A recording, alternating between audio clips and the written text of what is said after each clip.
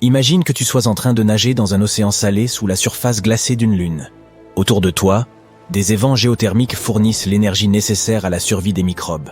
Ou encore que tu explores une lune parcourue de rivières de méthane et d'éthane, avec de cratères grouillants de vie. Il n'est peut-être pas nécessaire de quitter notre système solaire pour chercher des signes de vie en dehors de la Terre. Les lunes glacées pourraient receler bien des secrets avec leurs océans pris entre une surface gelée et un noyau brûlant. Quelque chose d'inattendu s'est produit en 2005. Alors qu'elle visitait Saturne, la sonde Cassini a traversé une fine brume d'eau. Ces embruns provenaient de fissures dans la surface d'Encelade, l'une des lunes glacées de Saturne. L'eau s'échappait de ces failles à 1290 km/h. Cassini n'a pas été conçu pour prélever des échantillons d'eau, mais les scientifiques ont tout de même trouvé cette découverte intéressante. Ils ont donc mis au point de nouvelles sondes afin d'explorer les lunes glacées des régions les plus excentrées du système solaire. Sur Terre, l'eau est la base de la vie telle que nous la connaissons. Aujourd'hui, pas moins de 6 lunes pourraient abriter des océans. Une autour de Neptune, 2 autour de Saturne et 3 autour de Jupiter. Étudier les environnements extrêmes de notre propre planète permet aux scientifiques d'orienter leurs recherches concernant la vie extraterrestre. Par exemple, les cheminées volcaniques de haute mer, ainsi que les lacs gelés de l'Antarctique peuvent nous en apprendre énormément sur les conditions susceptibles d'abriter la vie sur d'autres planètes. Ces missions sont conduites par une équipe d'experts de différentes institutions regroupées sous le nom de Network for Ocean Worlds, NOW. Ils espèrent découvrir des formes de vie en dehors de la Terre. Et oui, nous aimerions bien nous faire de nouveaux amis. Et pourquoi pas sur Europe? Cette lune gelée est marquée de crêtes doubles qui ressemblent à des cicatrices. Récemment, des scientifiques ont fait une découverte passionnante. Il pourrait y avoir des plans d'eau peu profonds sur Europe, juste au-dessous de sa glace. Ces crêtes sont très semblables à celles que l'on trouve sur la calotte glaciaire du Groenland. Si elles se sont formées de la même manière que sur Terre, ces poches d'eau souterraines pourraient bien être plus répandues qu'on ne le croit. Ces poches se forment lorsque l'eau souterraine, en gelant, fracture la surface en de nombreux endroits. On voit alors apparaître ces crêtes caractéristiques. C'est comme lorsqu'on met une canette au congélateur et qu'elle éclate. Son liquide formera des saillies gelées à sa surface. Les crêtes d'Europe mesurent près de 300 mètres de haut et sont séparées par des vallées d'une largeur de 800 mètres. Et bien sûr, là où il y a de l'eau, il peut aussi y avoir de la vie. Les éléments nécessaires à la vie peuvent circuler de la surface glacée jusqu'à l'océan salé situé assez loin au-dessous. Europe est une des lunes les plus étudiées par ceux qui cherchent des formes de vie extraterrestres, car on sait que sa surface cache un océan profond. Les scientifiques pensent que cet océan pourrait avoir une profondeur située entre 64 et 160 km. Il pourrait donc contenir 2 fois plus d'eau que tous nos océans réunis. Une autre candidate est cette petite lune qu'on appelle Encelade. Elle est à peu près aussi large que l'Arizona. Malgré sa taille, les scientifiques pensent qu'elle pourrait abriter de la vie, tout comme Europe. La raison? Là encore, un océan d'eau liquide recouvert de glace. En 2008, une sonde de la NASA a détecté des panaches de vapeur d'eau salée s'échappant de son pôle sud. Les scientifiques les ont analysés et y ont trouvé des molécules organiques, du carbone, de l'azote et de l'oxygène, qui sont d'importants éléments constitutifs de la vie. Au lieu d'une épaisse calotte glaciaire, comme sur Europe, Encelade pourrait n'être recouverte que d'une fine couche de glace mélangée à de la roche.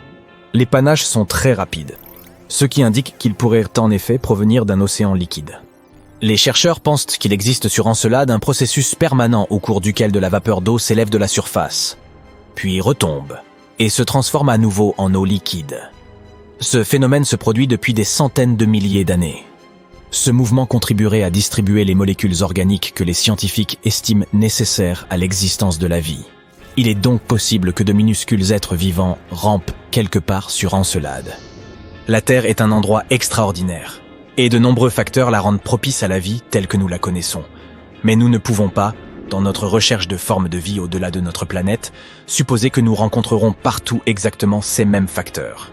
L'un des endroits les plus prometteurs est sans aucun doute Ganymède, la plus grande lune de notre système solaire. Grise et couverte de cratères, elle peut sembler assez morne à première vue. Mais ne te laisse pas tromper par son apparence. Nous avons récemment découvert qu'il y avait de la vapeur d'eau dans son atmosphère, et même plus que de l'eau.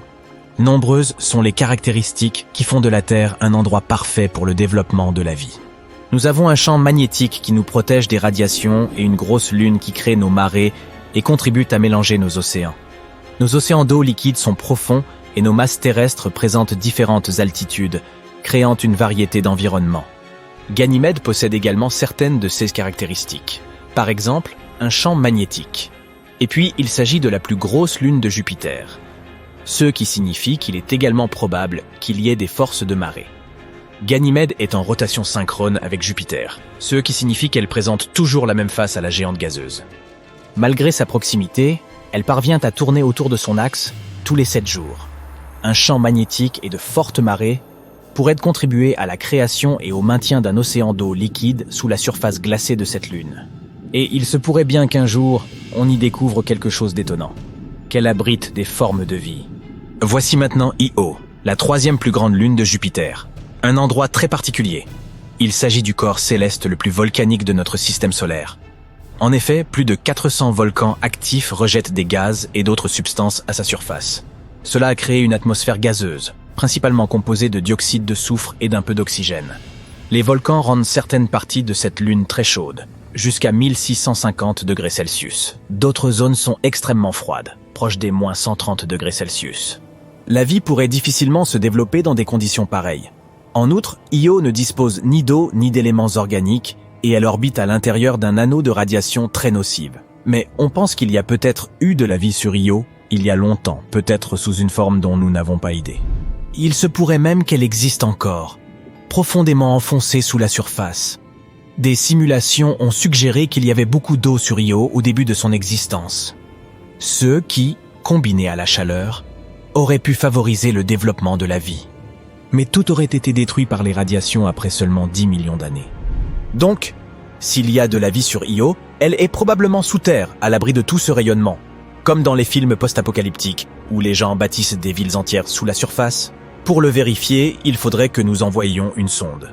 Mais construire une sonde capable d'atterrir sur Io et de forer assez profondément pour trouver de la vie est un très grand défi, et nous n'en avons pas encore les moyens. Mars est une planète que les scientifiques ont beaucoup étudiée. Ils pensent qu'il y avait jadis de l'eau liquide et des lacs d'eau douce à la surface de la planète rouge. C'est un peu mieux que ceux que l'on y trouve aujourd'hui, à savoir de simples calottes glaciaires. Mais sa croûte pourrait cacher des composés organiques. Aujourd'hui, Mars est extrêmement froide et son atmosphère est ténue. Ce n'est pas très prometteur. Mais certains pensent que notre belle voisine était autrefois beaucoup plus chaude et plus hospitalière. Espérons que tous ces rovers et ces sondes nous apporteront de bonnes nouvelles et quelques preuves de vie.